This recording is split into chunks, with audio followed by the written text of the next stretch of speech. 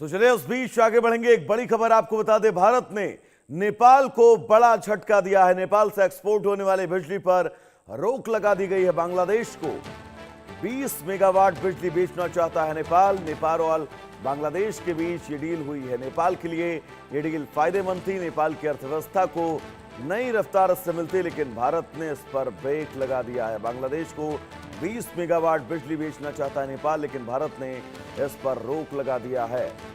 तो बिजली ने पड़ोसियों की असली मजबूरी को बेनकाब कर दिया है। नेपाल के लिए डील बहुत फायदेमंद रहती थी, इससे नेपाल की अर्थव्यवस्था को नई रफ्तार मिलती थी, लेकिन भारत ने इस पर पूरी तरह से रोक लगा दिया है। नेपाल को कैलाश मानसरोवर यात्रा का विरोध बहुत भारी पड़ा है। भारत ने नेपाल को तगड़ा झटका दिया है। नेपाल से एक्सपोर्ट होने वाली बिजली पर भारत ने रोक लगा दी है। बांग्लादेश को 20 मेगावाट बिजली नेपाल दरअसल बेचना चाहता है और यही वजह है कि इस एक्सपोर्ट पर रोक लगाने से कहीं ना कहीं से नेपाल और बांग्लादेश दोनों देशों को परेशानी हुई।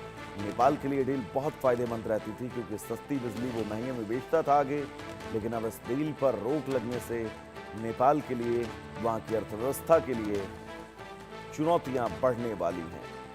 कैलाश मानसरोवर यात्रा का नेपाल ने कैसे विरोध किया था आपको बहुत अच्छे से याद होगा, और अब इस विरोध के बीच नेपाल को भारत सरकार ने बड़ा झटका दिया है।